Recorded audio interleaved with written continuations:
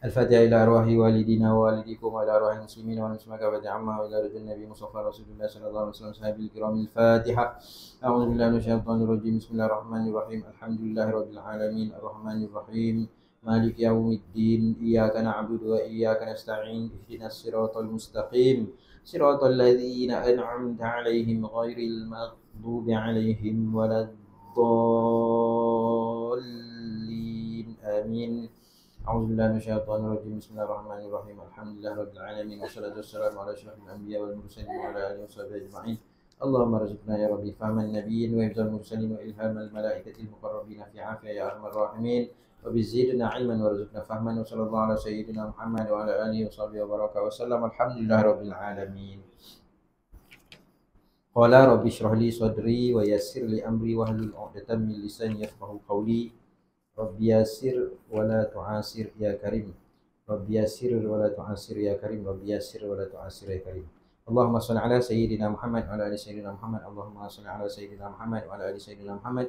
Allahumma salli ala sayyidina Muhammad wa ala ali sayyidina Muhammad. Assalamualaikum warahmatullahi wabarakatuh. Tuan-tuan, puan-puan, muslimin muslimat dirahmati Allah Subhanahu wa taala. Alhamdulillah. Pada pagi duha ni Allah beri kesempatan kita waktu untuk kita duduk dalam satu majlis ilmu. Dan mudah-mudahan bagi yang belum mendirikan solat duha, bolehlah dirikan solat duha selepas kuliah, atau yang sudah tu alhamdulillah. Jadi kita tengok muka surat 543. Dah tak lama dah nak habis dah ni. 545. Bismillahirrahmanirrahim. Qala musannif rahimahullahu ta'ala wa nafa'ana bi'ulumi fid dharain. Amin. Faedah pentingnya keredaan kedua orang tua. Tajuk besar dia iaitu sifat mahmudah, sifat yang terpuji ialah redha. Redha dengan takdir Allah Subhanahu Wa Taala. Jadi pengarang kitab ni dia mencerahkan lagi lah. Maknanya redha ni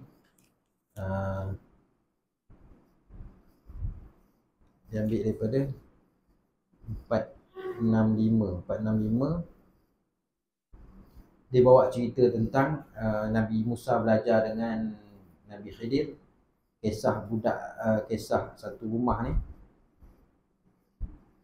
kisah apa, dia bocorkan kapal, dia bunuh budak kecil, kemudian dia naikkan balik dinding rumah yang sudah runtuh. Kemudian kisah di sebalik itu, budak kecil ni dibunuh. Bila Nabi Musa sepatutnya tak payah bertanya. Dia kata kalau nak belajar dengan dia tak payah tanya. Apa yang dia buat jangan tanya. Jadi bila Nabi Musa tak tahan sangat tanya. Akhirnya dia kata sampai sinilah kau menuntut ilmu dengan aku. Sebab apa yang Nabi Khidir buat tu adalah di sebalik. Kita nampak buat tak elok, tapi hakikat di sebalik tu.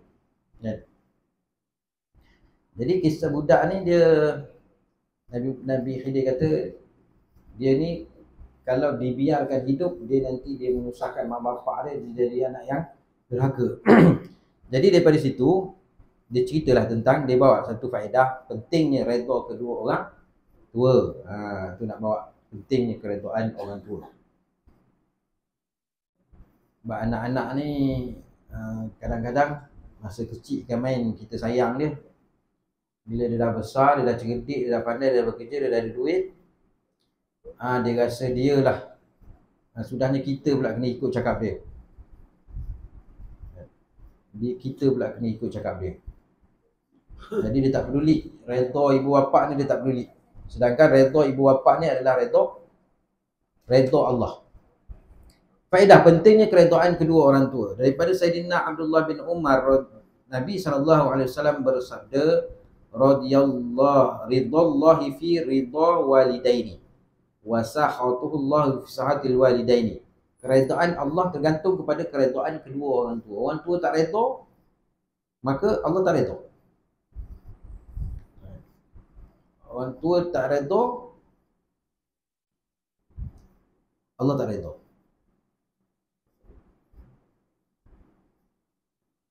Begitu juga kemurkaan. Murkanya orang tua, murkalah Allah. Kemurkaan Allah tergantung kepada kemurkaan orang tua. Riwayat Tirmizi, Ibn Hibban dan Hakim mensahihkannya. Daripada Sayyidina Abdullah bin Amr bin As, sesungguhnya Rasulullah sallallahu alaihi wasallam bersabda, minal kabair, termasuk kabair, dosa besar, syatmur rajuli walidayhi, mencerca kedua orang tua. Qila, bila ditanya, wahal yasubbu, bagaimana, adakah yasubbu rajulu walidaini, adakah orang anak ni mencerca ibu bapa dia? Qala, maka baginda sallallahu alaihi wasallam menjawab, na'am, ada. Yasubbu aba rajulin, yasubbu aba rajuli fayasubbu abahu, dia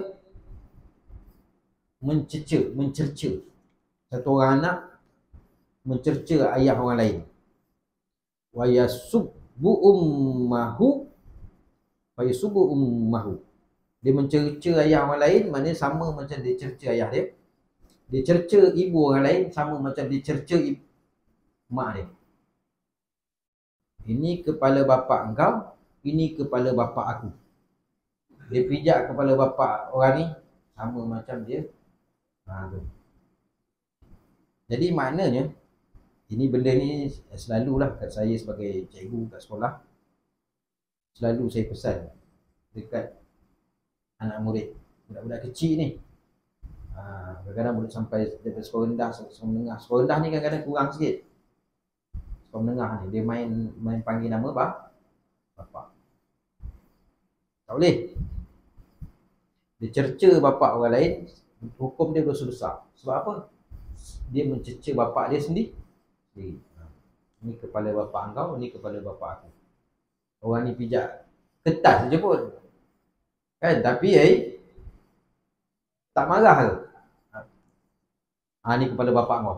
Tenyih depan kau. Memanglah bukan kepala betul. Dengan perbuatan, kan? Dengan mencerca.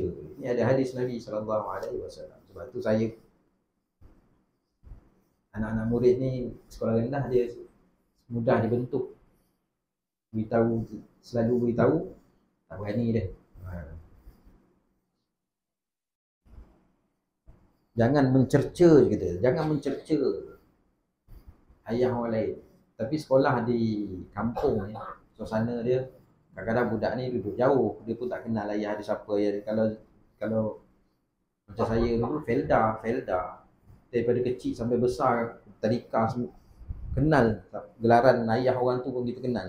Tu yang jadi tu, dia panggil nama bapak budak tu dengan gelaran yang anak tak suka lah, kan? Dicerca. Sekelumit daripada kisah-kisah keredaan. Kita tengok kisah-kisah keredaan. Pertama, Rasulullah sallallahu alaihi wasallam dilempar dengan batu di Taif sehingga buku lali baginda berdarah. Ini kisah Nabi sallallahu alaihi wasallam pergi berdakwah di Taif. Nak cari tempat perlindungan lah ni, kan? Nak cari tempat perlindungan. Lalu tak diberi sambutan, dihina. Orang masa Nabi nak kena halau, budak-budak kecil balik, sehinggalah berdarah buku lali. Baginda lalu menghadap kepada Allah sambil berkata, selama mana engkau tidak marah kepadaku, maka aku tidak akan peduli atas apa yang menimpa aku. Jadi dalam kisah ni, darah Nabi punya darah ni cuma tak mengalir sampai ke tanah, kena kasut Nabi. Kalau mengalir sampai ke tanah, nescaya bergegarlah dunia. Jadi malaikat datang offer kepada Nabi SAW, nak minta diterbalikkan dia, gunung dihempapkan ke atas mereka. Nabi kata sesungguhnya mereka tu tak tahu. Biarkan mereka. Kerana apa? Akan lahir daripada sulbi mereka tu orang beriman. Nabi kata, selama mana engkau tidak marah kepadaku, maka aku tidak akan peduli atas apa yang menimpa aku. Kalau kita, orang buat dengan kita, malaikat offer pula, macam mana kita kata, terbalik kan, terlingkup kan. Tapi Nabi SAW kata apa? Biarkan mereka, mereka tak tahu. Sesungguhnya akan lahir daripada sulbi-sulbi mereka orang beriman. Akhirnya apa? Berlaku Taif hari ni. Kan? Islam lah semua. Kalau tidak habis. Yang kedua,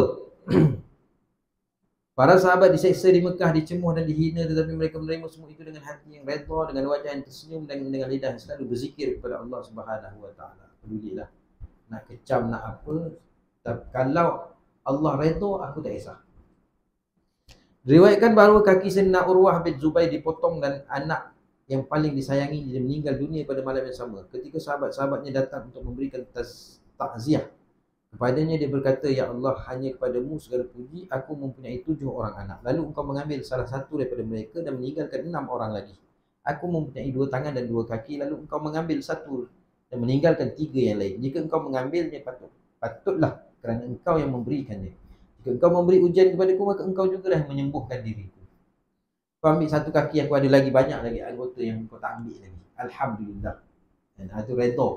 Kisah-kisah bagaimana orang-orang yang redha dengan ketentuan Allah Subhanahu Wa Taala. Anak meninggal seorang, dia kata, anak aku ada 6 lagi. Kau ambil baru seorang. Mata aku tak nampak tapi telinga aku masih lagi boleh dengar. Aku tak boleh berjalan tapi ada orang lagi teruk daripada aku. Redha. Cerita tentang hikmah.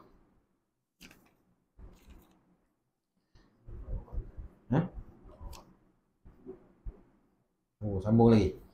4. Umar bin Abdul Aziz berkata, "Tidak ada kebahagiaan yang tinggal kepadaku kecuali tempat takdir." Ada orang bertanya, "Apakah yang kamu maksudkan?" Dia menjawab, "Yang aku maksudkan ialah apa-apa yang telah ditetapkan oleh Allah Subhanahu Wa Taala." Cerita tentang hikmah. Diceritakan bahawa seorang Nabi sedang mengerjakan ibadat di atas sebuah bukit. Ada sebuah mata air berdekatan dengan bukit itu. Selang beberapa lama, seorang yang menunggang kuda menghampiri mata air tersebut, lalu meminum airnya. Dia terus pergi dan lupa kendinya. Dalam bekas tu ada berisi 1000 wang emas. Ini cerita hikmah di sebalik. Kadang-kadang apa yang berlaku dekat kita nampak pada zahir, tapi kita tak nampak sebaliknya. Kita kena nampak sebaliknya. Alhamdulillah, adalah ni hikmah dia. Kan? Ada hikmah dia. Diceritakan bahawa seorang Nabi sedang mengerjakan ibadat di atas sebuah bukit.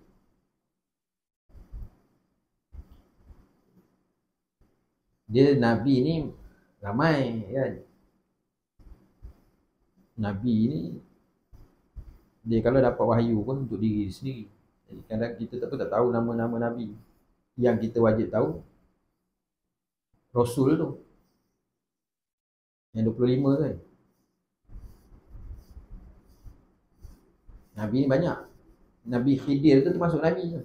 Nampak? Dia buat sesuatu yang pada pandangan zahir orang kata, apa ni? Tapi dia buat tu ada sebaliknya. Ada seorang Nabi, dia mengerjakan ibadat di atas sebuah bukit.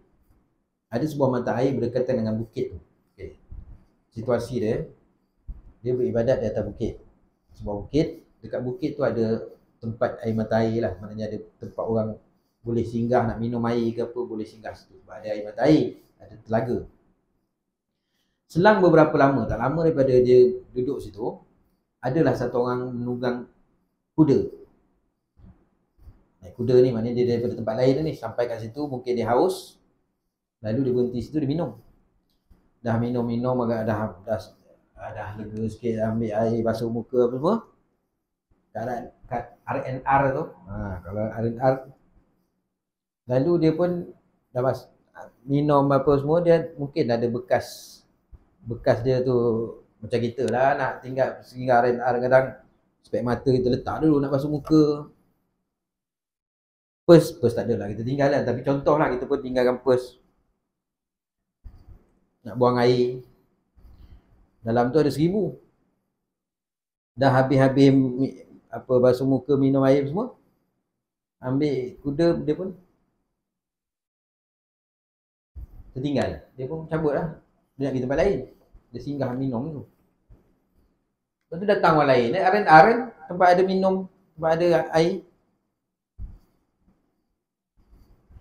Ada orang lain datang. Datang-datang.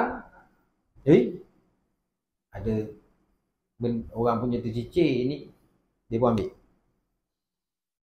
Kemudian seorang miskin datang memikul kayu api, datang minum. Datang pula orang lain. Orang miskin, nampaklah miskin dah jalan kaki, nampak baju cuma camping ke, nampak dalam keadaan kita tahu dah ni orang miskin ni. Datang minum air kat situ juga. Kemudian dia berbaring. Dia pun rehat. Mana berapa orang lah situ singgah tadi. Seorang tu orang yang bawa duit emas tadi. Dia tinggal, datang orang lain, minum-minum dia ambil, cabut. Datang pula orang miskin. Dah minum-minum, dia letih, dia relax dulu. Tak lama lepas itu, orang yang menunggang kuda tadi datang semula. Datang pula. Yalah, dia sampai kat nak isi minyak, tengok. Mana pos? Dia pun, tertinggal ni. Dia pun datang balik.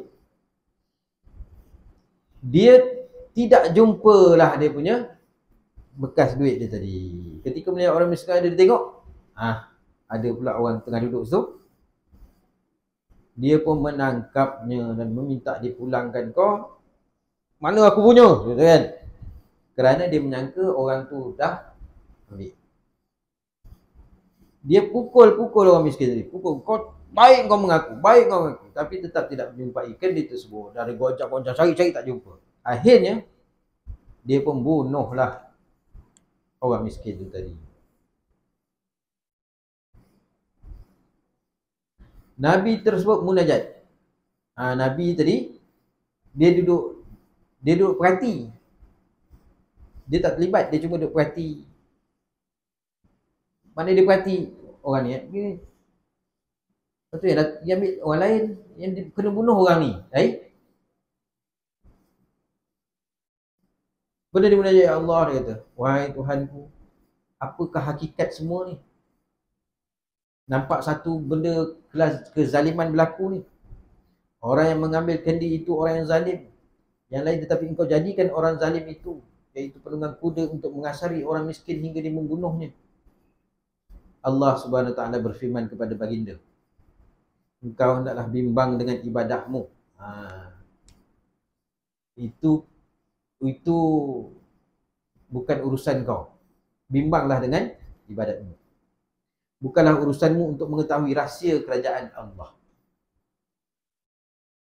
Orang miskin ini dahulunya pernah membunuh bapa kepada orang yang menunggang kuda itu. Aku biarkan untuk membalasnya. Bapa kepada orang yang menunggang kuda itu dahulu pernah mengambil 1000 wang emas daripada orang yang mengambil kendi itu. Aku pulangkan wang itu kepadanya. Sebalik itu. Orang miskin tu, ayah dia dulu, orang miskin ni dulu pernah bunuh bapa yang penunggang kuda tu. Jadi anak dia, Allah telah, dia kata, aku biarkan untuk anak dibalas balik. Kemudian duit ni tadi, 1000 tadi, orang lain ambil.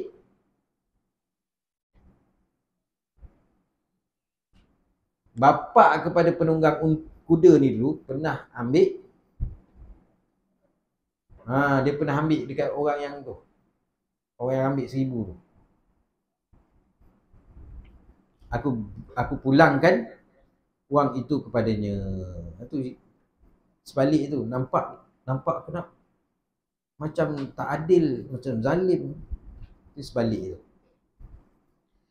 Dalam versi lain dikatakan Nabi itu merujuk kepada Nabi Musa AS. Antara munajat Nabi Musa AS kepada Allah SWT di Bukit Tursina ialah, ya Allah, tunjukkanlah keadilanmu kepadaku. Allah SWT berfirman kepadanya, jika aku menampakkan keadilanku kepadamu, engkau tidak akan dapat bersabar dan tergesa-gesa menyalahkanku. Nabi Musa berkata, dengan taufik daripadamu, aku akan dapat bersabar, menerima dan menyaksikan keadilanmu. Allah SWT berfirman, pergilah engkau ke tempat yang ada mata air, bersembunyilah di tempat tersebut dan saksikanlah apa yang terjadi. Nabi Musa AS pergi ke tempat ditunjukkan, baginda naik ke atas bukit dan bersembunyi sambil merhatikan sesuatu yang dijanjikan oleh Allah SWT. Tidak lama kemudian datang seorang penunggang kuda. Dia turun dari kudanya, berwuduk dan meminum air dari mata air tersebut. Dia kemudiannya solat dan meletakkan satu karung berisi 1000 dinar di tepinya. Selepas solat dia pergi dengan terburu-buru hingga lupa karungannya. Tidak lama selepas itu datang seorang anak kecil. Dia meminum air dan melihat karung yang ditinggalkan. Lalu dia lalu mengambilnya dan terus pergi ke tempat itu. Setelah itu datang pula seorang lelaki buta. Dia minum dan berwuduk lalu solat. Selepas menunaikan solat dan bersiap nak pergi, tiba-tiba lelaki penunggang kuda tadi datang kembali dan berkata kepada lelaki buta, "Kamu telah mengambil karungku yang berisi dinar di sini." Lelaki buta terkejut dan berkata, "Bagaimana aku boleh mengambil karung tersebut sedangkan aku tidak boleh melihat?" Penunggang kuda tetap berkeras, "Kamu jangan bohong, kerana tidak ada orang lain selain kamu di sini." Lelaki buta itu menjawab, "Betul, hanya aku di sini, tetapi kamu sendiri tahu aku tidak boleh melihat."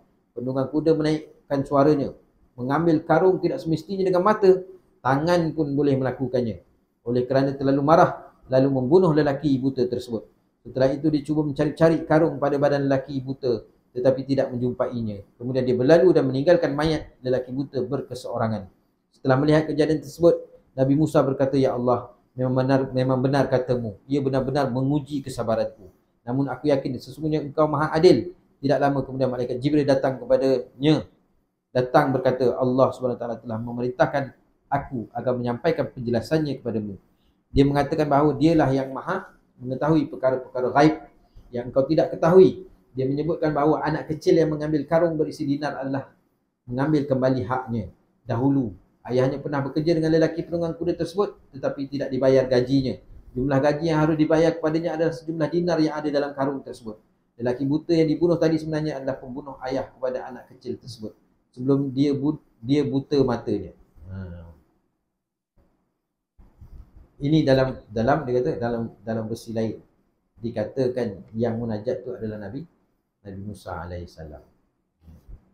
Minta Allah tunjukkan keadilan. Kalau kau nak tunjukkan keadilan dan sayang, kau akan mesti kau akan tak sabar, tergesa-gesa. Kenapa macam ni? Orang ni orang baik ni. Kenapa dia mati awal? Contoh kan. Selalu gitu, Allah, orang baik nak mati. Macam-macam kita punya ni. Kenapa yang tak penyamun tu yang mati? Kenapa orang baik pula? Kenapa ni? Macam-macam lah kita tanya kan. Tapi kita tak tahu sebaliknya. Kesian dia kata. Dia ni orang soleh, orang kuat semayang, tapi Allah, kenapa dia yang kena potong kaki yang kedua-dua belah? Kesian. Orang ni yang tak semayang, tak pernah tengok muka kat masjid hari Jumaat pun tak datang. Elok dia sihat, niaga, kaya pula tu. Kenapa macam kita kita persoalkan. Tengok orang kafir kaya pula, kenapa macam ni? Kan? Kita tengok kat Palestin lah, kadang-kadang kita pun Allah, kenapa? Kan? Apa di sebalik itu? Mungkin Allah Ta'ala nak bagi mereka syurga dengan cara macam tu. Kenapa aku punya doa tak berkenan, aku minta lain lah. Macam kita doa minta, kenapa tak berkenan? Lepas tu Nabi kata doa kita ni Allah dengan 3 cara. Pertama, kita doa Allah Ta'ala bagi apa yang kita minta. Yang kedua, kita doa Allah tak bagi, tapi Allah tolak bala sepatutnya kena kat kita. Bala kita selamat hari ni mungkin sebab daripada doa kita. Dan yang ketiga, doa kita ni Allah nak bagi, gantikan dengan pahala dalam syurga nanti. Masa tu barulah kita tengok, banyaknya amal kita, banyaknya pahala kita. Padahal amal tak banyak mana. Inilah doa-doa yang ditangguh dulu, rupanya Allah nak bagi dengan pahala. Masa tu barulah kita kata, Allah, kalau aku tahu tugas aku doa je. Kenal tak kenal tak kisah, yang penting doa. Dia macam inilah kita Petronas, kita isi minyak. Kan? Orang lelaki ni, kalau saya lah, malas betul kadang. Benda tu tinggal dalam kereta, tak ada. Tapi kalau rumah dia cukup prihatin. Kan? Dia nakkan mata tu kan, mata point tu kan. Sampai masa dapat payung, contoh dapat payung. Ush, kalau aku tahu dapat payung ni, rare ni payung ni kan. Kalau aku tahu isi minyak pakai kan. Abang saya isi BHP kat kampung ni. Ada kad dia, tahap kad tak tahulah. Dapat hadiah motosikal nombor 2, nyaris-nyaris nak dapat X50 kan. Jadi masa tu kalau orang yang ish, kalau aku tahu kawan saya dapat Honda HRV sebab dia bayar bil guna apa tak tahu, kad kredit ke apa, cikgu sekolah sendiri. Ada kawan saya cikgu Zamri tu dapat Myvi sebab masuk adalah jenis-jenis macam tu. Mana kita akan cakap macam mana boleh dapat? Lah aku isi korang tu. Astagfirullah, kalau aku tahu, nampak? Kalau aku tahu. Jadi macam itulah doa ni. Yang nombor 3 ni, doa kita yang kita minta ni Allah tak perkenankan. Rupanya Allah simpan doa kita tu nak tukar kepada ganjaran pahala, mata point tu. Jadi masa tu bila kita, ya Allah banyaknya, kalau aku tahu memang aku doa tak perkenankan kat dunia pun tak apa. Macam tu sekali kan. Tapi tak apalah. Bila kita dah tahu ni, tugas kita ialah doa. Kerana doa tu sendiri adalah ibadat. Doa tu sendiri adalah ibadat. Jadi kalau kita nak berdoa, kita berdoa, mulakan doa tu dengan puji-puji. Alhamdulillahirabbil alamin. Lepas tu selawat. Wassalatu wassalamu ala asyrafil anbiya wal mursalin wa ala alihi wa sahbihi ajma'in. Lepas tu masukkan doa. Allahumma ighfir li ke apa, berdoa. Lepas tu tutup dia dengan wa sallallahu ala sayyidina Muhammad wa ala alihi wa sahbihi wa barik wa sallim. Lepas tu walhamdulillahi rabbil alamin. Itu doa ni sayap dia tu. Puji dan selawat. Lepas tu doa, tutup dia dengan selawat dan puji. Itu dia punya sayap doa. Kalau tidak, tak terangkat doa kita tu. Okey, habis. Jadi banyak kita ni sebab kita tak tahu apa hikmah di sebalik tu, sebab tu kita jadi komplain. Kenapa ni? Ada satu kisah. Kisah ni kisah sebagai selingan lah. Ada satu orang ni, satu anak remaja lah. Akhir remaja. Dia ni miskin, keluarga dia keluarga yang miskin. Jadi rumah dia ni berada di pinggir kampung. Jadi tugas dia ni, mak dia tiap-tiap petang suruh cari kayu api. Sebab dia orang miskin, tak ada gas pun, tak ada apa semua. Pakai masih guna sistem lama.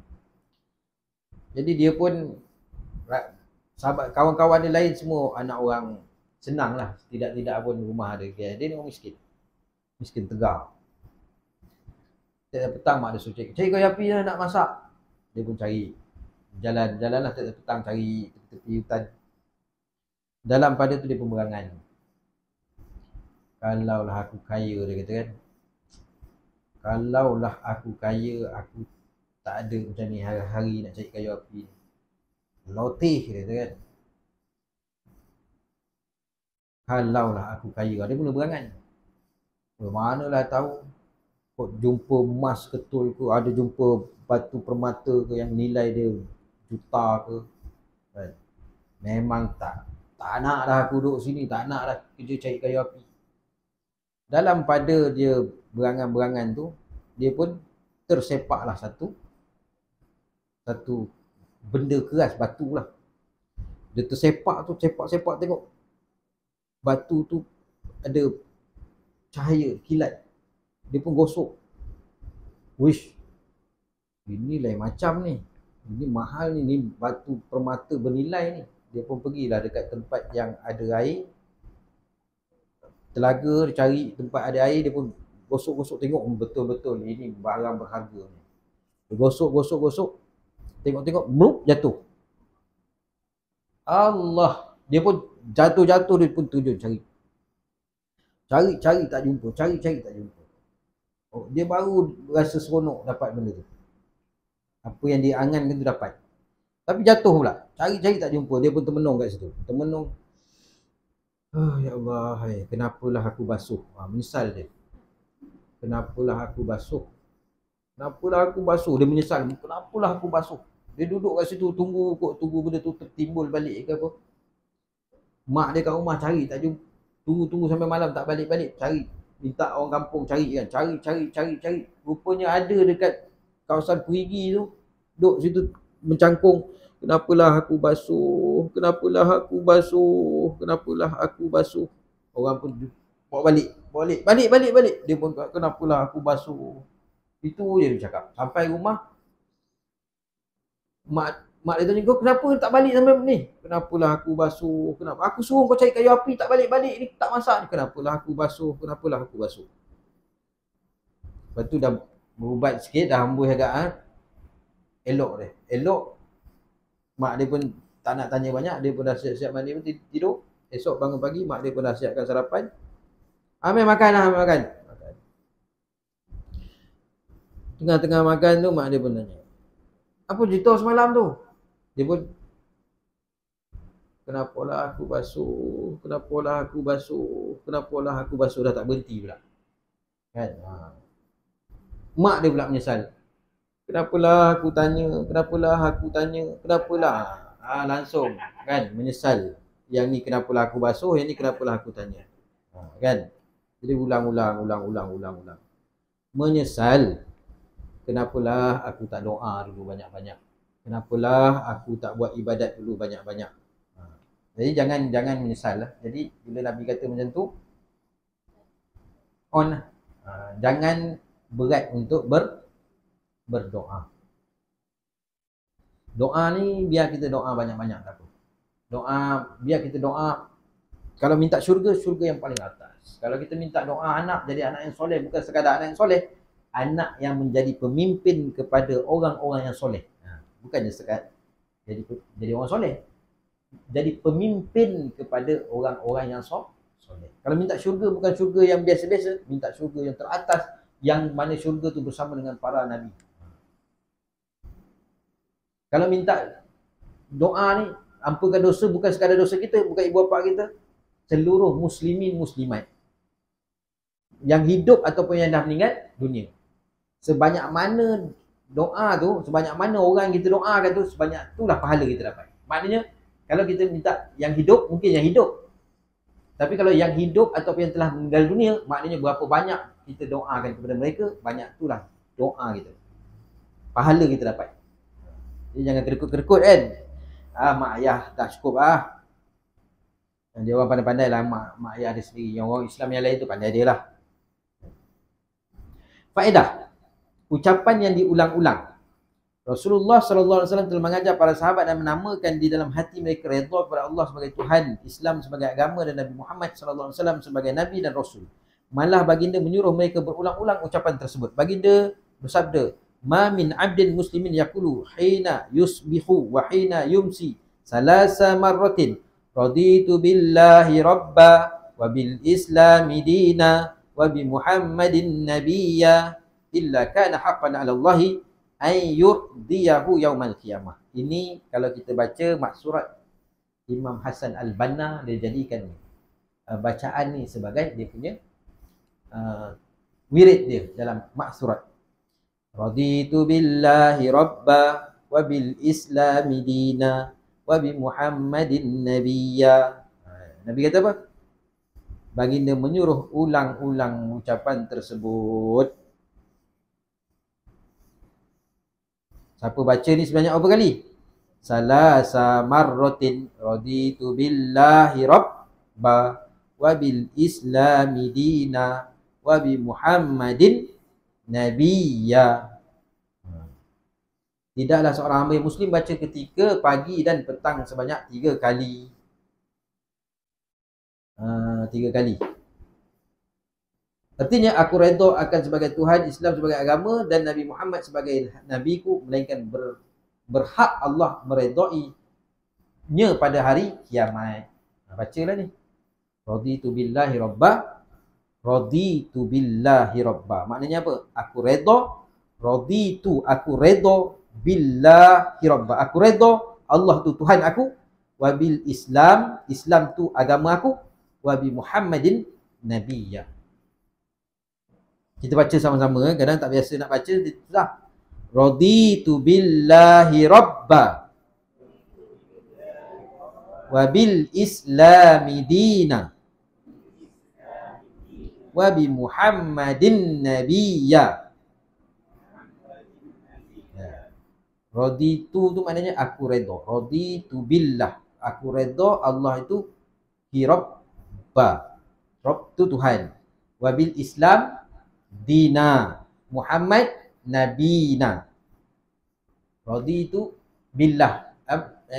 Raditu, aku redha. Raditu billahi rabba wa bi Muhammadin nabiyya. Wabil islami dina wa bi Muhammadin nabiyya. Allah, Islam, Nabi.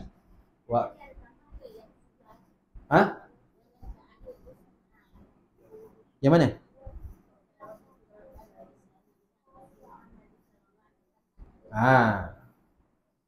Nak tambah boleh lah, tapi kita baca berdasarkan hadis ni.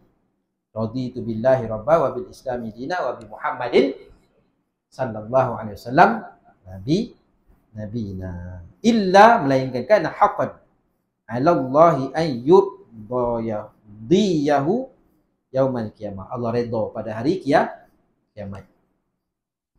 Maksudnya, dia terangkan maksud. Redha dengan Allah Subhanahu Wa Taala sebagai Tuhan ialah redha dengan semua perbuatannya. Maknanya kita redha ni, maknanya apa saja Allah takdir kat atas kita, kita redha. Dan semua urusan makhluknya, sama ada bentuk pemberian atau penolakan, penurunan, pengangkatan, mudarat, manfaat atau penyambungan dan pemutusan. Maknanya kita redha. Raditu billahi rabba ni maknanya kita redha apa saja, pemberian ke, Allah tolak ke, apa semua. Tapi kita yakin bahawa apa sahaja daripada Allah SWT, itu ada dia punya kebaikan. Allah ni bukan zalim. Allah ni pengasih. Allah ni penyayang. Dia bagi kita, walaupun kita nampak pada segi zahir benda tu kita tak suka, tapi kita nampak di sebalik itu. Kita nampak sebalik tu, ni pemberian daripada Allah, ujian daripada Allah, pastilah ada kebaikan. Maka kita redha. Maksud raditu billahi rabba tu dia maksud dia. Maknanya kita redha dengan apa sahaja. Kemudian redha dengan Islam sebagai agama ialah berpegang teguh dengan semua perintahnya, menjauhkan semua larangannya dan menerima semua hukumnya, walaupun kadang-kadang bertentangan dengan hawa nafsu. Tak bertentangan dengan hawa nafsu kita dan tidak sesuai dengan kepentingan peribadi. Tapi benda tu tak boleh. Islam kata tak boleh, tak boleh. Redha dengan Nabi Muhammad sallallahu alaihi wasallam sebagai nabi dan rasul ialah menjadikan kepribadian baginda sebagai panduan dan suri tauladan. Mengikut petunjuk baginda, menelusuri perjalanan hidup baginda, berhias dengan sunnah baginda, berjihad memerangi hawa nafsu supaya semua keinginan sesuai dengan ajaran yang baginda bawa dan mencintai baginda melebihi cintanya terhadap orang tuanya, anaknya, dirinya sendiri dan semua umat manusia. Itu maksud dia. Raditu billahi rabba wabil islami dina wabi Muhammadin nabiyya, wabi Muhammadin nabiyya. Ini saya ingat masa tadika. Adik saya dulu tadika, dia tadika, sekolah tadika Al-Arkam. Kat kampung tu ada tadika. Dulu ada Al-Arkam. Tadika Al-Arkam. Tadika kampung lah. Kalau macam hari ni sekarang ni tadika pasti, tadika solihin, macam-macam tadika. Dulu tadika, ada satu tadika Al-Arkam. Adik saya, dia balik sekolah tu kan dia baca raditu billahi rabba wa bil islami dina wa bi Muhammadin nabiyya. Dia balik kan, dia akan ulang baca kan. Kalau anak saya yang sulung dulu, saya sekolah Seperi, lepas tu Tompang ada sekolah tadika kemas, dia balik kan, dia sambil bersemangat. Dia nyanyi lagu. Dia nyanyi lagu apa? Tadika kemas. Dia nyanyi tu. Kalau yang dia budak-budak kan, dia dapat daripada sekolah tu dia balik kan. Tapi yang saya ingat itulah adik saya. Dia balik tadika tu kan dia akan baca raditu billahi rabba, sebab cikgu dia sebelum balik ke atau masa tu dia dah baca tu. Yang anak saya sebelum tu dia panjang tu bersemangat. Dia lagu tu lagu saya tak ingat lagu tapi tadika kemas ni lagu. Okey. Habis. Pergi yang atas balik. Ketahuilah apa yang dituntut daripada hamba ialah beribadat supaya dapat menghampirkan diri kepada Allah Subhanahu wa taala, taqarrub, mendekatkan diri. Apa yang dituntut daripada hamba ialah beribadat. Tidak aku jadikan jin, wa ma khalaqtal jinna wal ins illa liya'budun. Tidak aku jadikan manusia, khalaqtal jin, tidak dijadikan manusia tu, jin dan manusia, melainkan untuk ibadat. Dalam ayat tu Allah letakkan jin dulu, jin dengan manusia. Tidak aku jadikan jin dan manusia melainkan untuk ibadat. Menunjukkan jin pun Allah jadikan untuk ibadat. Sebab tu ada jin Islam, ada jin kafir. Jin dalam ayat Quran tu disebut jin dulu, menunjukkan apa? Ulama kata jin dan manusia, jin lebih banyak daripada manusia. Cuma kita tak terbuka hijab, tak nampak. Kalau kita nampak tak tahu atas sebab memang jin lebih banyak daripada manusia. Sebab dalam ayat Quran tersebut jin dulu untuk ibadat. Jadi tugas kita ibadat. Tugas kita ibadat, jangan campur urusan kerja Allah. Kenapa baru nak keluar dah hujan? Aduh lah. Dan itu kerja Allah, jangan kita pertikai. Tugas kita bukan tugas kita mempertikai. Tugas kita ibadat.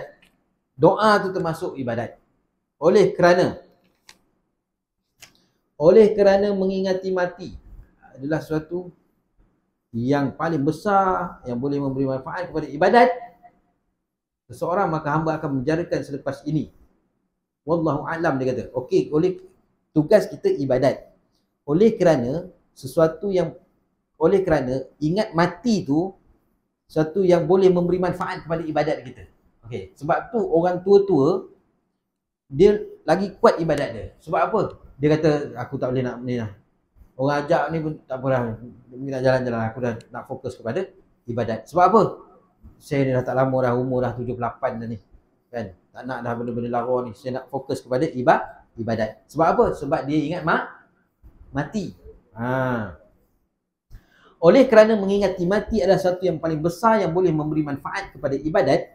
Jadi tengok orang kalau nak mati. Ada satu artis ni, dia kena kanser. Kanser dia dah sampai tahap apa? Sampai kan pakai tudung lah dia. Kan? Pakai tudung lah dia. Lepas tu doktor sahkan elok kanser dia. Buka balik tudung. Lepas tu netizen pun kecam. Dia kata siapa nak menghukum syurga neraka? Kita bukan hukum. Kita beri apa? Nasihat sebagaimana Nabi beritahu kan, aurat tu tutup aurat. Bila aurat didedahkan, walaupun mendedahkan aurat rambut tu sekali-sekala kita dedah, dosa kecil, tapi kalau menjadi satu kebiasaan lazim jadi dosa besar. Kalau sekali-sekala, contohnya hujan lebat, kita pun orang perempuan nak tergesa-gesa nak ambil kain, dia pun tak payah pakai tudung lah. Dia ni pakai tudung tapi hari tu dia tak pakai tudung sebab nak cepet ke, jadi orang lain nampak, maka berdosa. Tapi dia kira dosa kecil. Tapi kalau dah memang dia tak sentiasa dalam tak tutup aurat, dia jadi dosa besar. Jadi bila melakukan dosa besar, masuk neraka lah. Nabi kata. Jadi kita tu boleh menyebabkan masuk neraka. Siapa kau nak hukum-hukum? Itu kan.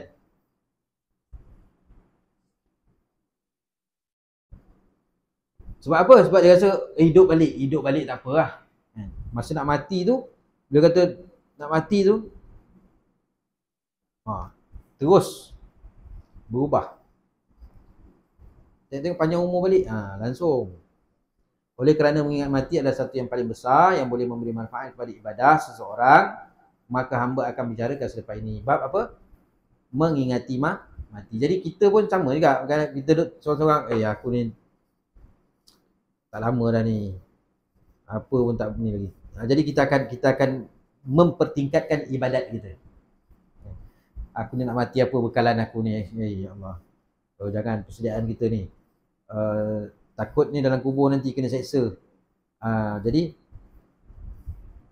menyebabkan kita bersemangat untuk setiap kali sebelum tidur kita akan membaca surah Al-Mulk. Sebab apa? Sebab kita prepare kita. Cuba kalau kita tak ada terfikir benda tu, entahlah maka hamba akan bicara. Wallahu a'lam, dia kata. 467 faedah. Keredaan Allah SWT kurniaan yang paling besar. Redha Allah SWT terhadap hambanya merupakan kedudukan yang paling mulia, tingkatan yang paling tinggi dan kurniaan yang paling tinggi. Kita nak buat apa kita buat, yang penting Allah redha. Allah SWT berfirman, wa'adallahul mu'minina wal mu'minati jannatin tajri min tahtihal anhar khalidina fiha wa masakin tayyibatan fi jannatin adn wa ridwanum minallahi akbar. Allah menjanjikan orang yang beriman, lelaki dan perempuan, dengan syurga-syurga yang mengalir di bawahnya beberapa sungai. Allah janjikan orang beriman. Pertama sekali orang beriman. Dia bila dah beriman, dia beramal soleh. Allah janjikan apa dia? Syurga. Yang mana syurga ni macam mana sifat dia? Kalau baca hadis-hadis berkaitan dengan syurga, masya-Allah. Dalam syurga ni, taman-taman syurga ni ada satu pokok kayu yang besar dia. Sekiranya kuda yang paling, kenderaan yang paling kencang berlari 1000 tahun punya perjalanan, tak sampai, tak habis lagi pusing. Besarnya pokok dalam syurga tu. Pokok ni dijadikan daripada warna-warna emas. Untuk apa? Orang ahli-ahli syurga ni berehat petang-petang, jumpa kawan-kawan dia tempat kat pokok taman syurga. Now relax. Ada air mengalir bawah dia. Mereka kekal di dalamnya. Kekal. Allah Ta'ala jadikan setiap nafas ahli syurga ni kekal. Bila dah masuk syurga, dia tak akan mati lagi dah. Kerana apa? Kerana mati itu sudah dimatikan. Mati itu sendiri sudah dimatikan. Digambarkan sebagai satu ekor kambing hitam, yang mana kambing hitam ni adalah satu kematian. Disembelih. Mati tu dah ada mati. Mana tidak ada mati lagi selepas mati kat dunia. Tak ada mati lagi. Jadi kalau kita tak dapat kat dunia sekarang pun tak apalah. Akhirat nanti. Mereka kekal dalamnya dan beroleh tempat yang baik dalam syurga, Jannatul Adn, serta keredaan daripada Allah yang lebih besar kemuliaannya. Jadi keredaan pemilik syurga adalah lebih tinggi daripada syurga itu sendiri. Redha Allah tu lebih besar daripada syurga itu sendiri. Malah ia adalah tujuan penduduk syurga. Tujuan penduduk syurga ni, seperti mana yang disebutkan oleh Rasulullah sallallahu alaihi wasallam, innallaha yaqulu li ahli jannah, ya ahli jannah, fayaquluna labbaika rabbana wa sa'daika, fayaqulu hal raditum, fayaquluna wa ma lana la tarda wa qad a'taytana ma lam tu'id ahadan min khalqik, fayaqulu ana u'tikum afdala min zalika, qalu ya rabb wa ayyu syai'in afdalu min zalika, fayaqulu ukhillu alaikum ridwani fala askhatu alaikum ba'dahu abadan. Sesungguhnya Allah berkata kepada ahli syurga, wahai ahli syurga. Mereka menjawab, kami memenuhi panggilanmu dengan penuh kegembiraan wahai Tuhan kami. Lalu Allah bertanya, apakah kamu sudah redha? Mereka menjawab, mengapakah kami tidak redha sedangkan engkau telah memberikan kepada kami sesuatu yang belum pernah engkau berikan kepada sesiapa pun daripada makhlukmu. Maka Allah berfirman, aku akan memberikan kepadamu yang lebih baik daripada itu. Mereka bertanya, wahai Tuhan kami, apakah yang lebih baik daripada itu? Lalu Allah menjawab, aku akan melimpahkan kepadamu keredaanku dan aku tidak akan marah kepadamu selama-lamanya. Kat syurga nanti Allah limpahkan keredaannya dan Allah tidak marah selama-lamanya. Kat dunia ni ada had dia. Buat ni tak boleh, Allah marah, kan? Buat ni Allah redha, buat ni Allah tak redha. Tapi di syurga nanti Allah curahkan keredaan Allah Subhanahu wa taala. Sebab tu dalam kitab tazkirah dia sebut syurga ni tempat untuk memuaskan hawa nafsu. Kat dunia ni macam-macam, tersekat. Kat sana nanti tak ada sekatan lagi. Allah redha. Dan tidak ada kemarahan. Itu sebenarnya paling tinggi sekali yang dikehendaki oleh ahli syurga. Syurga tu dah hebat dah. Rupanya nakkan keredaan Allah tu. Wallahu a'lam. Kita tutup dengan selawat Nabi SAW.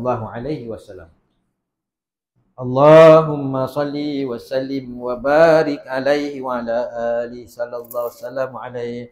Allahumma salli ala sayyidina Muhammad. Allahumma salli ala sayyidina Muhammad. Allahumma salli ala sayyidina Muhammad. Allahumma salli ala sayyidina Muhammad. Allahumma salli ala sayyidina Muhammad. Allahumma salli ala sayyidina Muhammad. Allahumma salli ala sayyidina Muhammad. Allahumma salli ala sayyidina Muhammad. Allahumma salli ala sayyidina Muhammad.